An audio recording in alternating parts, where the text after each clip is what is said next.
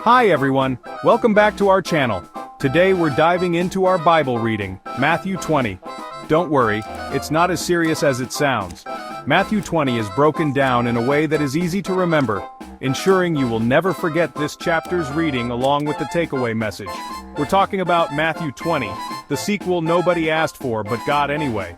It's like the Hangover Part 2 of the Bible. You know it's going to be a wild ride. This chapter has it all: jealous workers, confused disciples, and a landowner who loves breaking the rules of economics. It's basically a reality show set in ancient times. And the best part? There's a parable. Who doesn't love a good parable? It's like a story but with a hidden message, like those fortune cookies that tell you you're about to come into a lot of money. Spoiler alert, you probably won't.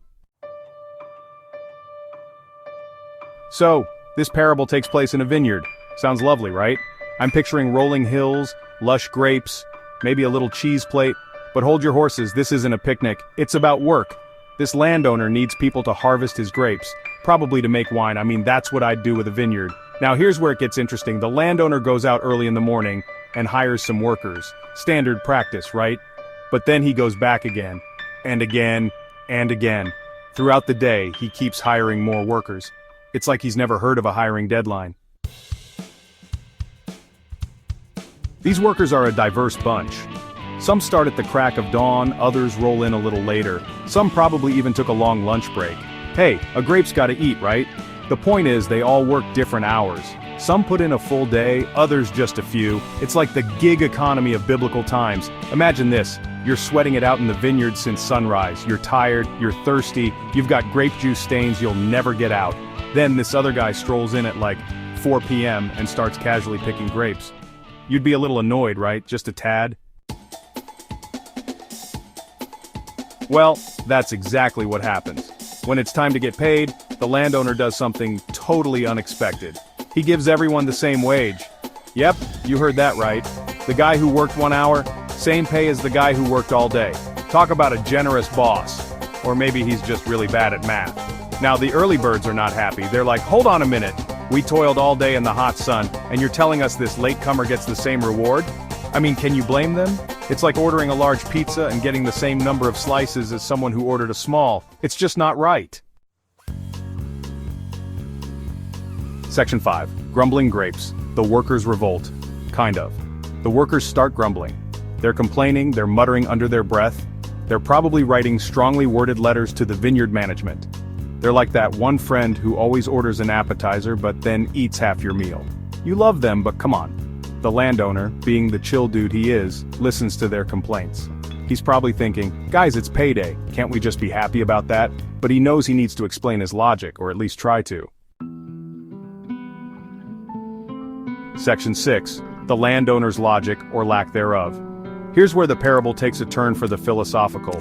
The landowner basically says, look, I made an agreement with you. I promised you a certain wage and I delivered. It's my money, and I can do what I want with it.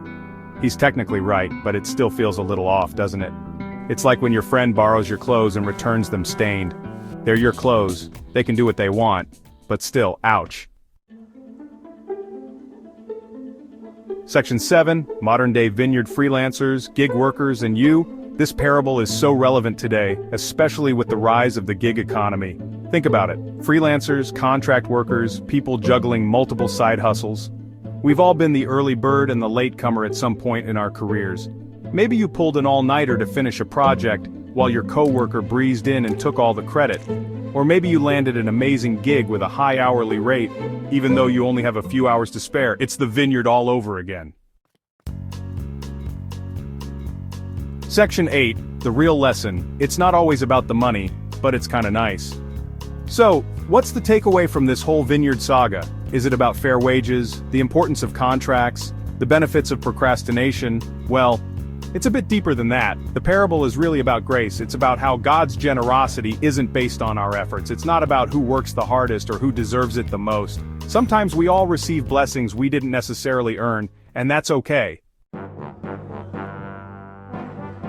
Section 9. So, go ahead, be the last one hired. Maybe. Now, I'm not saying you should show up late to work every day and expect a promotion. That's probably not gonna fly. But the next time you're feeling jealous of someone else's success, remember the parable of the vineyard. Remember that life isn't always fair, but it's still good. And hey, maybe you'll get lucky and be the last one hired, getting paid the same as everyone else. That's all the time we have for today. Tune in next time for the next Bible study and reading for day 26. Remember to always be kind, work hard, but not too hard, and tip your workers. It is a kind gesture. Stay blessed in Jesus' name. Don't forget to subscribe and share.